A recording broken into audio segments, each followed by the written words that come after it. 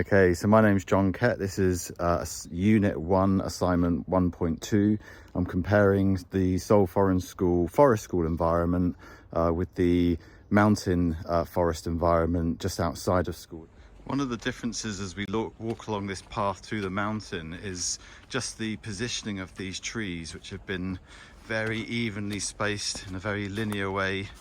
We can have a very good conversation with the children about whether these trees have been sort of naturally grown just as seeds have fallen over a long time, or what would make them think perhaps that these have been planted by a person with a very specific intent and purpose to them.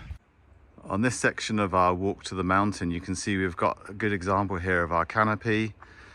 We've got these shrubs growing, these very much smaller trees growing far down below. And at the field level, look, you've got this tiny little fir tree just starting to grow here, coming up through the leaves before the ground level itself and the path there. Okay, so I'm at the base of Ansan mountain now. I think one of the biggest differences the students are certainly going to notice, first of all, is the terrain itself. It's a lot steeper than at school. Although we're on a hill at school, we're not on a mountain, whereas we're on a mountain now, so the stepping up is much steeper, and you can actually see, if I just turn this around down, you can see tree roots interfering with the path, and everything actually is a lot closer together in terms of the path itself. So that's certainly something that we would want to draw the children's attention to. In terms of the types of trees we get here, it's a mixture again. We've got conifers, firs, pines, but we've also got broadleaf as well. And so the types of trees and the variety is very similar, as is the density as well. We're in quite a thick area of evergreen coniferous pine here where we are right now, but there's areas which are of broadleaf as well. So we're in a beautiful little area on our walk up Ansan now. These, I believe, are Korean red pine, which is native to Korea itself. And you can see there's a lot more. One of the differences with school is there's a lot more specific grouping of types of trees of the same type. So this is one of these specific areas now. We can see lots of trees all of the same type. A beautiful Korean red pine here. Unfortunately, again, some of the recent weather has brought down a few of these trees in the area, and they've just been currently just sort of kept to one side of the path.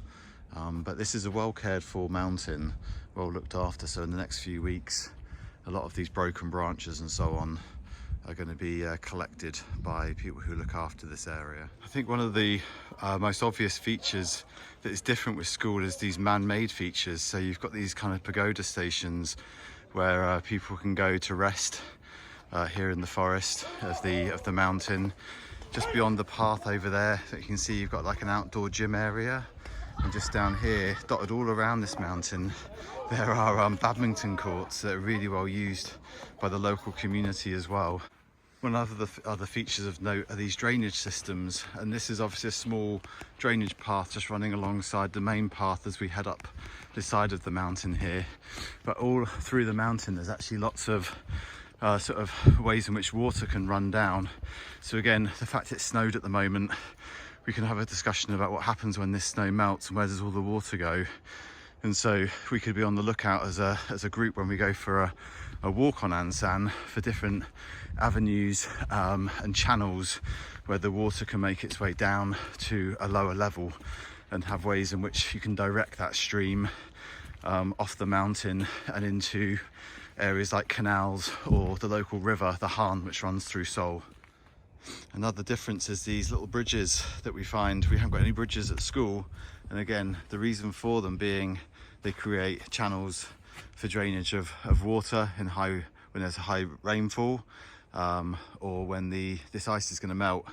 It gives a path for the water to drain off the mountain. It's interesting to note on Ansan that there's a lot of areas where there's variety. You can see the coniferous trees over here, but it's obviously right there interspersed and connected with broadleaf trees, which at this time of year have no leaves on. But yeah, some sections of it, there's a real mixture, and there's other areas of it where it's all one type of tree. It's almost like it's been blocked. So we've had the the Korean red pines already, and we're coming up to another area in a moment, which again is blocked with a different type of tree. Another feature of this forest environment on the mountain is, of course, rocks. And as you go further up the mountain, the more rocks you see. Further down, I'm quite low down on the mountain still, you come across rocks intermittently. We don't really have rocks in our school environment in the same way that are exposed, these huge boulders. An interesting point about them is here in Korea, some of these rocks, and actually there are some around the other side of Ansan, have sort of sacred significance as well. So I think that's, again, talking about the cultural element of forest environments, but also just general respect. I think it's really interesting to point out that some of these areas, particularly like large boulders, have taken on religious or sacred significance over time, and temples have been established next or near to those rocks as places again of like religious reflection areas. Okay, so this section of the forest on Ansan, you can see huge numbers of birches. So there's literally no evergreens around at all. And interestingly, when it comes to autumn at school, and you look across from our school playground onto Ansan, you can actually see whole swathes of Ansan which are blocked by colours of orange where leaves are falling off. And so again, it's an interesting discussion point. Even before we get onto the mountain, we can talk to the students about which particular parts of the forest stand out to us from a distance of those which show areas of broadleaf trees, and which ones are carnivorous and evergreen throughout all seasons. So on this section of the path, you'll see a few of the birch trees have lost the bark on their trunks. There's just about 4 or 5 of them, and we actually had a discussion with the students a few weeks ago about why that might be, whether it was humans or animals or an illness or a sickness.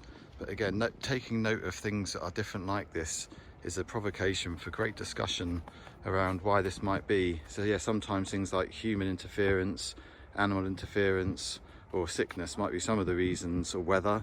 Could be lots of different reasons why, but these are very specific, just this area of the path.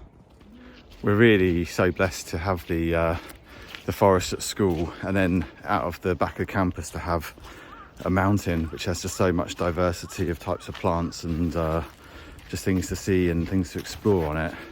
I think coming onto the mountain, just because it's so huge, there is just so much more to explore in terms of plant varieties, wildlife. I've seen magpies today. I saw a green woodpecker earlier today as well. And so to again have the children understand sort of the flora and the fauna, the animals and the plants, their species, their types and so on, provide so many opportunities to expand their own knowledge and understanding, as well as how they can protect and look after the forest environment as well. But in terms of just like the resource of the forest here, very, very blessed indeed.